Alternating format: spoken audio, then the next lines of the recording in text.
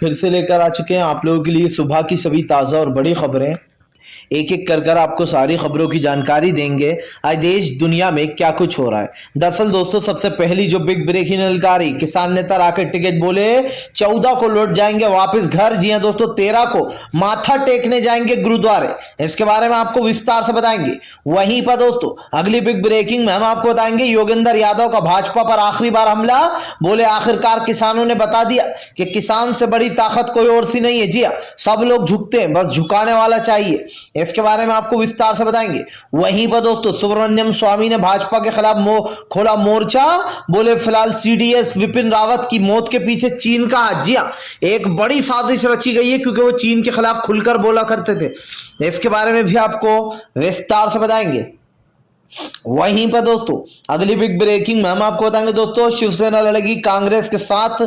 जी हां, चुनाव तीसरे फ्रंट की तैयारी, इसके बारे में भी आपको विस्तार से बताएंगे। वहीं पर दोस्तों अयोध्या मामले आने के बाद, जी हां दोस्तों आपको बता दें, अयोध्या मामला आने के बाद जो है यहां पर डिनर और वाइन की पार्टी दी गई थी। रंजन गोगोई की पोल खुल गई है, इसके बारे में भी आपको विस्तार से बताएंगे। वहीं पर दोस्तों संसद में जया बच्चन ने बांटे पनीर रोल। जया बच्चन ने बनाई है नई रणनीति, जी हां, संसद के लिए। इसके बारे में भी आपको विस्तार से बताएंगे। वहीं पर दोस्तों अगली बिग ब्रेकिंग में हम आपको बताएंगे किसान नेता राकेश टिकैत बोले हम तो चुनाव नहीं लड़ेंगे, लेकिन कोई और लड़ेगा तो हम नहीं रोक सकते उसको, तो अपना घर वाले ही नहीं रोक सकते तो हम कैसे रोकेंगे। इसके बारे में भी आपको विस्तार से बताएंगे। वहीं पर दोस्तों पाखंडी वसीम रिजवी का विवादित बयान। बोले फिलहाल कई लोग मुसलमान बनना चाहते हैं अगर सरकार, कई लोग हिंदू बनना चाहते हैं मुस्लिम से अगर सरकार सुरक्षा दे तो, इसके सपनों में बनना चाहते हैं। इसके बारे में भी आपको विस्तार से बताएंगे। वहीं पर दोस्तों अगली बिग ब्रेकिंग में हम आपको बताएंगे गाजीपुर बॉर्डर पर जश्न का माहौल। किसान बोले देर से ही सही लेकिन किसानों की जीत हुई, लेकिन उन किसानों को नहीं भूल सकते जिन्होंने अपनी जान गंवा दी है, हमेशा हमारी यादों में रहेंगे। इसके बारे में आपको विस्तार से बताएंगे। वहीं पर दोस्तों विपिन रावत को देंगे प्रधानमंत्री नरेंद्र मोदी ने दी श्रद्धांजलि। जी हां, इसके बारे में भी आपको विस्तार से बताएंगे। वहीं पर दोस्तों अगली बिग ब्रेकिंग में हम आपको बताएंगे दोस्तों तेजस्वी यादव की हुई शादी। जी हां, इसके बारे में भी आपको विस्तार से बताएंगे। वहीं पर दोस्तों अगली बिग ब्रेकिंग में हम आपको बताएंगे नीतीश मुस्कुराकर चल दिए जब तेजस्वी यादव के बारे में उनसे पूछा गया कि भतीजे की शादी में जाएंगे या नहीं। इसके बारे में भी आपको विस्तार से बताएंगे। वहीं पर दोस्तों अगली बिग ब्रेकिंग में हम आपको बताएंगे प्रियंका गांधी का केंद्र सरकार के ऊपर बड़ा हमला। बोले सरकार यूपी की, उत्तर प्रदेश की जनता को पिछले 5 सालों से धोखे में रख रही है। इसके बारे में भी आपको विस्तार से बताएंगे। वहीं पर दोस्तों अखिलेश यादव का भारतीय जनता पार्टी के ऊपर बड़ा हमला। बोले फिलहाल पहले महाराज ये तय कर लें कि देश का विकास करना है या फिर दूसरों का विकास चुराकर अपने एडवर्टाइजमेंट में लगाना है। इसके बारे में भी आपको विस्तार से बताएंगे। तो सारी खबरें दोस्तों एक एक कर देंगे। फिलहाल खैर चलिए बढ़ते हैं सबसे पहली और सबसे बड़ी खबर की ओर। दरअसल दोस्तों आपको बता दें फाइनली किसानों की जीत के बाद राकेश टिकैत का ऐलान, 14 को लौट जाएंगे सारे किसान घर। दरअसल दोस्तों जब से राकेश टिकैत इस आंदोलन में आए थे तब से वो एक भी बार घर नहीं गए। वो बात अलग है दोस्तों कि लोगों के परिवार इस आंदोलन में मिलने आते रहे हैं। राकेश टिकैत का भी आया, लेकिन राकेश टिकैत जिस दिन से इस आंदोलन में आए थे दोस्तों उस दिन से वो घर नहीं गए और बड़े से बड़े किसान नेता भी नहीं गया। यही कारण है दोस्तों जब राकेश टिकैत ने बड़ा ऐलान किया, उनका कहना है कि फिलहाल तो हम यहां से जा रहे हैं, सरकार ने सारी मांगे मान ली है। राकेश टिकैत का कहना है कि अब देखना होगा सरकार ने जो मांगे मानी है उस पर वो कैसे काम करती है। अगर सरकार ने जरा भी आड़ा टेढ़ा किया तो किसान फिर से एक बार हुंकार भरेगा। राकेश टिकैत का कहना है कि फिलहाल हम 13 को आंदोलन इसलिए खत्म नहीं कर रहे क्योंकि 13 को सब लोग जा रहे हैं बाबा जी के वहां पर मत्था टेकने गुरुद्वारे, तो हम भी जाएंगे। राकेश टिकैत ने कहा कि सबसे बड़े गुरुद्वारे जाने वाले और माथा टेक कर 13 को वहां से लौटेंगे। उसके बाद 14 को जो है यहाँ पर सब लोग अपना डेरा उठाकर चल देंगे गांव की ओर, लेकिन सबसे पहले जाएंगे खाप पंचायत में, खाप पंचायत से मिलेंगे। खाप पंचायत से मिलने के बाद जो यहाँ पर घर घर जाया जाएगा। यानी कि दोस्तों जो किसान लगातार परेशानी में चल रहे थे, ये कह सकते हैं दोस्तों कि किसानों की ये ऐतिहासिक जीत हुई है। आप देखिए दोस्तों, इससे बड़ा और इससे खतरनाक आंदोलन मैंने तो अभी तक नहीं देखा था, क्योंकि दोस्तों यह आंदोलन इस वक्त का सबसे बड़ा आंदोलन बन चुका था। दोस्तों आप और हम मिलकर इस बात को भुला नहीं सकते कि प्रधानमंत्री नरेंद्र मोदी ने देश की जनता को बेहद ज्यादा धोखा दिया, लेकिन देश की जनता ने यह बता दिया और किसान ने यह बता दिया कि अगर अपनी पर कोई आ जाए तो झुक जाती है सरकार, कितनी ही तानाशाह क्यों ना हो, लेकिन झुकाने वाला चाहिए बस। फिलहाल खैर चलिए हम बढ़ते हैं दोस्तों एक और अगली ब्रेकिंग की तरफ। बता दोस्तों अगली जो बड़ी खबर निकल कर आ रही है, दरअसल दोस्तों आपको बता दें संजय रावत का भारतीय जनता पार्टी के ऊपर बड़ा हमला। बोले इस देश के सबसे बड़े, जी है दोस्तों, सीडीएस विपिन रावत चले गए, लेकिन भारतीय जनता पार्टी शोक नहीं मना रही है। इनके मंत्री आराम से जश्न मना रहा है। आपको बताते चले दोस्तों, विपिन रावत की मौत पर जो यहाँ पर जमकर भड़के संजय रावत का कहना है कि फिलहाल बीजेपी वाले रैलियां करते फिर रहे। इधर हमारे देश का सबसे बड़े सीडीएस विपिन रावत जो चीफ थे दोस्तों, उनकी हत्या एक तरीके से कह सकते हैं देहांत हो गया, लेकिन उसके बाद भी बीजेपी की रैलियां रुक नहीं रही हैं। इधर विपिन रावत की मौत की खबर आई, उधर सीएम योगी जमकर भाषण पेल रहे थे। संजय रावत ने कहा कि क्या यही इंसानियत है। दरअसल दोस्तों जो गोदी मीडिया के पत्रकार अमीश देवगन, उसने भी एक ट्वीट करते हुए लिखा कि कुछ लोग विपिन रावत की मौत पर जश्न मना रहे हैं, कुछ देश विरोधी। अब आप समझिए दोस्तों, गुल्लू का इशारा किसकी तरफ था दोस्तों? विपक्ष पार्टियों की तरफ। लेकिन गुल्लू ये नहीं देख रहे हैं कि जो उनके सीएम योगी हैं वो विपिन रावत की दोस्तों मौत की खबर आने के बाद भी जमकर नारेबाजी कर रहे थे, जमकर भाषण दे रहे थे। क्या दोस्तों ये शोभा देता है? आज जिस तरीके से देश में हालात बने, जिस तरीके से देश की स्थिति दोस्तों लगातार बिगड़ती चली जा रही है, उसको कहीं ना कहीं सरकार उसको लेकर घिर गई है। जाहिर सी बात है देश की जनता दोस्तों कई सवाल पूछ रही है, लेकिन इस सरकार के पास किसी सवाल का कोई जवाब नहीं है। फिलहाल चलिए हम बढ़ते हैं दोस्तों एक और अगली बिग ब्रेकिंग की तरफ। बता दोस्तों अगली जो बड़ी खबर निकल कर आ रही है, दरअसल दोस्तों आपको बता दें अगली जो बड़ी खबर निकल कर आ रही है, राहुल गांधी का केंद्र सरकार के ऊपर बड़ा हमला। बोले तानाशाही की हार हुई, किसानों की जीत। किसानों को बहुत बहुत बधाई दे डाली है दोस्तों राहुल गांधी ने। दरअसल दोस्तों राहुल गांधी जो कि किसानों को लेकर सीधा और स्ट्रिक्ट थे, उनको पता था कि एक न एक दिन किसानों की जीत होगी।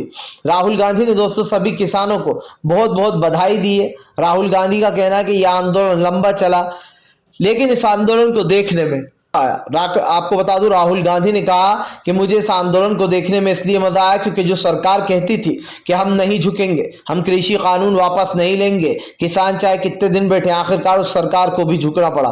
राहुल गांधी ने कहा कि अगर यह फैसला पहले लिया जाता तो आज कई किसान जिनकी जान चली गई है वो हमारे बीच में होते और वो किसान भी जश्न मना रहे होते। दोस्तों राहुल गांधी की बात को अगर आप दिमाग से सोचेंगे तो आपको पता चलेगा कि हमने इस आंदोलन में क्या खो दिया। हमने दोस्तों उन 700 इंसान को खो दिया जो कि इंसानियत के लिए सबसे बड़ा सबक थे। आप सोचिए दोस्तों, एक आंदोलन के लिए अपनी जान तक दे डाली।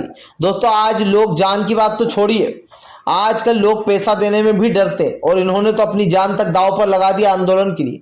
क्या दोस्तों हम इस बात को भूल पाएंगे कि नरेंद्र मोदी की तानाशाही की वजह से 700 किसानों ने अपनी जान गंवा दी थी? आज भी उन किसानों को याद किया जाएगा जिसमें से 4 किसानों की तो हत्या की गई है।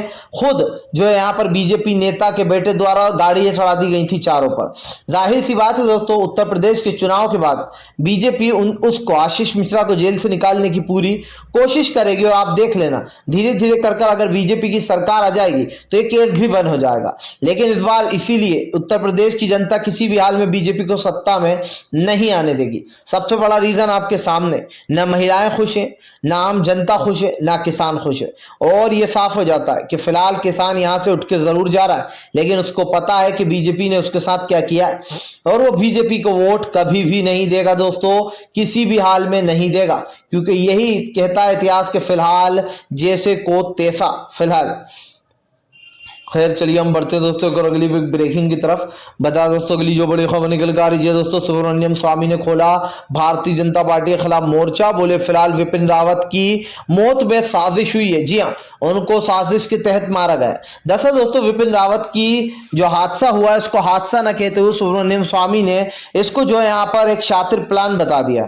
आपको बताता चलूं दोस्तों, विपिन रावत की हत्या की गई है सुब्रमण्यम स्वामी का ये कहना है और इसमें हाथ है चीन का। दरअसल दोस्तों बेबाक तरीके से अपनी बात को रखने वाले सुब्रमण्यम स्वामी ने फिर से एक बार कई सवाल खड़े कर दिए सरकार पर। सुब्रमण्यम स्वामी का कहना है कि फिलहाल विपिन रावत एक ऐसे सीडीएस थे दोस्तों जिन्होंने चीन की हमेशा खुलकर आलोचना करी, चीन के बारे में हमेशा खुलकर जो है यहाँ पर अपनी राय व्यक्त की, और ये इसमें कहीं ना कहीं चीन का ही हाथ है। सुब्रमण्यम स्वामी ने कहा कि फिलहाल प्रधानमंत्री नरेंद्र मोदी को इस पर जांच बिठाना चाहिए और जांच बिठाकर तफ्तीश कराना चाहिए कि फिलहाल सीडीएस विपिन रावत की मौत में किसका हाथ है, ये एक हादसा है या फिर एक साजिश है। हालांकि दोस्तों जैसे कि मैंने आपको बताया कि यहां पर साफ साफ कहना है सुब्रमण्यम स्वामी का कि यह हादसा नहीं बल्कि ये एक साजिश है, और साजिश का मतलब दोस्तों आप अच्छे से जानते हैं। इस पर दोस्तों कई सवाल खड़े हो गए, कई सवाल इसलिए भी खड़े हो गए क्योंकि हमने कई बार दोस्तों ये अपनाकर देखा कि फिलहाल बीजेपी जो भी करती है उसमें वो खुद ही घिरती चली जाती है, और आज देश में कई तरीके की दोस्तों बातें उठ रही हैं, कई जो यहाँ पर माहौल खराब किए जा रहे हैं कई जगह पर।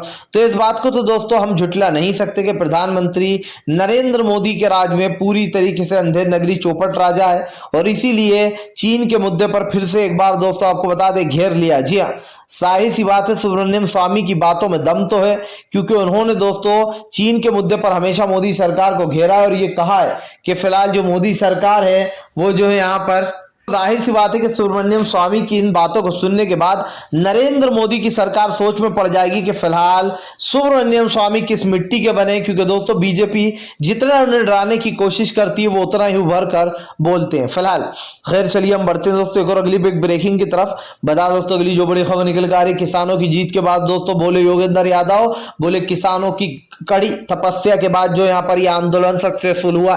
योगेंद्र यादव का कहना है कि हमने सरकार से पहले ही कहा था कि किसान अपनी मांगों को मनवाए बिना घर वापस नहीं लौटेगा। ये आपको बता दें योगेंद्र यादव ने कहा कि ये किसान की अकड़ नहीं बल्कि ये किसान का हक है जो वो हक अपना लेने बैठा था। आपको बताता चलूं दोस्तों जबरदस्त तरीके से हमला बोलते हुए योगेंद्र यादव ने कहा कि बीजेपी कहती थी कि हम ये आंदोलन वापस, हम ये कृषि कानून वापस नहीं लेंगे, लेकिन हमने भी सबसे पहले वो कृषि कानून ही रद्द करा है। योगेंद्र यादव का कहना है कि अब किसान खुशहाल तरीके से घर जा रहा है, लेकिन किसानों को उन किसान का दुख रहेगा जिनको हमने आंदोलन में खो दिया और जो अब हमें शायद कभी देखने को मिलेंगे नहीं। जाहिर सी बात है दोस्तों, जब चोट हाथ में लगती है या किसी एक अंग में लगती है तो दर्द पूरे शरीर को होता है, और जाहिर सी बात है दोस्तों ये दर्द कहीं ना कहीं किसान मोर्चा अपने साथ ले जा रहा है, क्योंकि दोस्तों ये तो आप भी जानते हैं कि उन 700 किसानों की जो जान गई है, 710 किसानों की, वो किसान दोस्तों उनके घर वाले सोचिए क्या फील करेंगे। एक जीत की खुशी तो होगी कि उन्होंने आंदोलन में अपना पूरा योगदान दिया दोस्तों, लेकिन एक कहीं ना कहीं दुख होगा कि सबके घर वाले लौट गए लेकिन वो लोग नहीं लौट पाएंगे। फिलहाल चलिए हम बढ़ते हैं दोस्तों एक और अगली बिग ब्रेकिंग की तरफ। बता दोस्तों अगली जो बड़ी खबर निकल कर आ रही है, एक बार फिर से वसीम रिजवी ने दिया विवादित बयान, बोले कई मुसलमान हिंदू बनने को तैयार, सरकार दे उनको जो है यहाँ पर सिक्योरिटी। अब आप समझिए दोस्तों, अब बीजेपी की आईटी सेल की तरह काम कर रहा है वसीम रिजवी। वसीम रिजवी का एक इतिहास है दोस्तों, और वो इतिहास कहता है कि बीजेपी के डर से ये हिंदू धर्म अपनाकर बैठ गया। हालांकि दोस्तों मैं आपसे एक बात बता देना चाहता हूं कि हिंदू मुसलमान जैसी दोस्तों कोई चीज नहीं होती, आपकी अपनी सोच पर निर्भर करता है आप कौन से धर्म को अपनाना चाहते हो, आप कौन से धर्म को छोड़ना चाहते हो। इसमें कोई बुराई नहीं है दोस्तों, अगर आप अपने मन से किसी धर्म को अपनाते हो तो कोई बुराई नहीं है, ठीक है, आपका मन है कोई और धर्म अपनाने का, आप अपनाओ, लेकिन कम से कम आप उस धर्म का अपमान मत करो जिस धर्म से आप निकल कर आए हो। आप कहते हो कि मुसलमान जो है यहाँ पर इस्लाम जो है वो आतंकवाद की फैक्ट्री है।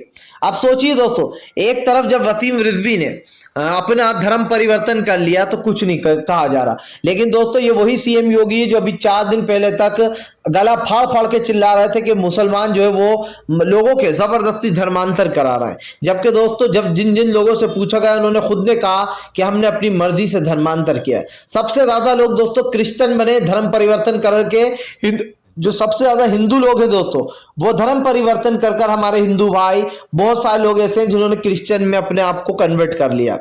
अब आप समझिए दोस्तों कि सरकार जो झूठे आरोप लगाती है उसमें वो खुद ही फंस जाती है। वसीम रिजवी कह रहा है कि कई मुसलमान हैं भाई जो कि हिंदू बनना चाहते हैं। भाई वो कौन लोग हैं, क्या नाम है? जब तुम्हें सिक्योरिटी की जरूरत नहीं पड़ी तो उन्हें क्यों पड़ेगी?